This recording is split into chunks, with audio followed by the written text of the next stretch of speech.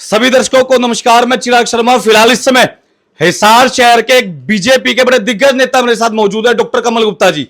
दो हिसार शहर से 2 बार विधायक रहे हैं और मंत्री महोदय करते बातचीत। सर नमस्कार। नमस्कार चिराग जी। Gupta ji, door to door जा रहे हो, शहरवासियों से मिल पा रहे हो, बदले में कितना प्यार मिल पा रहा है? ये आप देख रहे हो, आप यहाँ की टेबल भी देखो, आप यहाँ के लोगों की बॉडी लैंग्वेज भी देखो, कितना ज़बरदस्त उत्साह है कार्यकर्ता में। और यहाँ के कार्यकर्ता बड़े उत्साही हैं और मुझे जाकर बड़ा अपार जन समर्थन मिल रहा है। गुप्ता जी, क्या लगता है आपको इस बारी टक्कर कौन सा उम्मीदवार देगा? मेरे ख्याल में टक्कर वाली कोई बात नहीं है और जनता जो है वो एक मन बना रखा है और नायब सिंह सैनी जी को उनका जो मन है उनको मुख्यमंत्री बनाने का है। और इसलिए भारतीय जनता पार्टी में यही सबसे बड़ा मुद्दा है कि नायब सिंह सैनी इतने स्वच्छ छवि वाले और स्वच्छ आधार वाले और वो फिर से मुख्यमंत्री बने। इसलिए भारतीय जनता पार्टी की एब्सोल्यूट मेजॉरिटी की सरकार हरियाणा में आना निश्चित है और हिसार में कमल का फूल खिलना भी निश्चित है। तो इस चीज का कितना वैसे प्रभाव मानेंगे आप अपने हिसाब से? वैसे आपकी विचारधारा क्या कहती है कि सवित्री जिंदल जी आजाद उम्मीदवार के तौर पर खड़ी हो चुकी है हिसार विधानसभा चुनाव में, इसका कितना कुछ प्रभाव पड़ेगा?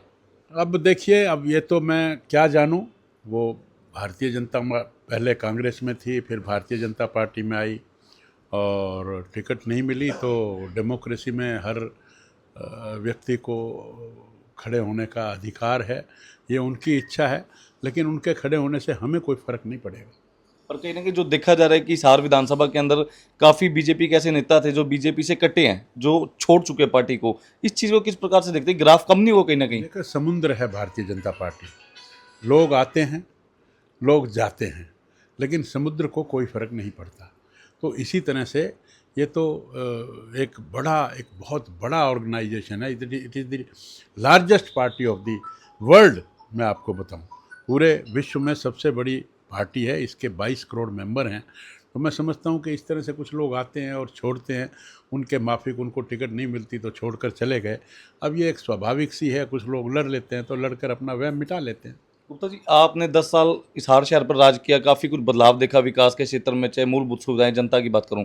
इस बार सबसे बड़ी समस्या ऐसी कौन सी जो आपको लगती है कि अगर मैं अब जीतूं तो सबसे पहले इस समस्या का समाधान करवाऊंगा? देखिए, कुछ चीज़ें ऐसी हैं जो हमने पहले भी कही थी कि हम करेंगे और हमने वो करी भी। जैसे मुद्दा अगर आप पशुओं का लें तो हमने कहा था कि हम हिसार को पशु मुक्त करेंगे। हमने जो पहले की किसी गवर्नमेंट ने नहीं किया, क्षमा करना, 50 एकड़ ज़मीन हमने गो अभ्यारण्य के लिए ली, उसमें दीवार बनवाई, उसमें बाड़े बनवाए, उसमें शेड्स बनवाए। और आज भी हमने शहर से 6,500 पशु को लिफ्ट करके वहाँ पर रखा हुआ है और 4,000 पशु हमने और गौशालाओं में उनका इंफ्रास्ट्रक्चर, हमने कहा कि 7,000 रुपये प्रति पशु हम उनको इंफ्रास्ट्रक्चर का देंगे। यानी कि 100 पशुओं का अगर वो बनाएंगे तो 7 लाख रुपए हमने उनको देंगे। और हमने ऐसे कई लोगों को कई गौशालाओं में दिए भी हैं। और फिर हमने एक बात और करी कि कांग्रेस के राज में 10 रुपये प्रति पशु, ऐसा हाई कोर्ट ने कहा था कि ये उनको देना चाहिए, लेकिन हुड्डा साहब ने वो मना कर दिया था और वो सुप्रीम कोर्ट में चले गए थे कि मैं ये 10 रुपये हाई कोर्ट की डायरेक्शन के बावजूद भी नहीं दूंगा। आज हमारी सरकार ने 20 रुपये छोटे पशु के, 30 रुपये मीडियम पशु के और बड़े पशु के 40 रुपये प्रतिदिन प्रति पशु हम देते हैं। हमने पहले बजट जो है वो 10 करोड़ का था, फिर 40 करोड़ का हुआ। आज हमारी सरकार ने 400 करोड़ रुपए का बजट गो आयोग को दे रखा है। तो इस ढंग से हिसार में हमने लगभग 11,000 पशु शहर से उठाए। अब लोग कहते हैं कि आपने क्या किया? हमने पिछले 75 साल की हिस्ट्री में, पिछले 10 सालों में हमने 11,000 पशु शहर से उठाए। अगर उन 11,000 को छोड़ दें तब क्या हालत होगी, तो आप इमेजिन करिए। तो मेरा कहने का मतलब ये कि ये अधूरी है। 10 साल में हमने काम किया है, हमने गो अभ्यारण्य बनाया है, हमने और गौशालाओं में इंफ्रास्ट्रक्चर तैयार किया है। तो 10 साल में हमने काम किया है और अगले 5 साल में काम करेंगे, इसको पूर्ण रूप से मुक्त बनाने की बात करेंगे। ड्रेनेज की बात करें, हमने ड्रेनेज में काफ़ी सुधार किया है। छोटू राम चौक पर पानी, कितनी भी बारिश आए, पहले बारिश आती थी तो थोड़ी बारिश में भी 48 घंटे पानी छोटू राम चौक से नहीं निकलता था, बरवाला रोड पर नहीं निकलता था। आज कितनी भी बारिश आए, बारिश आने के बावजूद भी 2 घंटे के बाद एक भी बूंद सड़क पर देखने को नहीं मिलती। फिर भी मैं मानता हूँ कि कुछ गलियों में जहाँ 50 साल से पुरानी लाइन बनी हुई है, वो पुरानी हो चुकी, जर्जर हो चुकी, हमने काम किया है।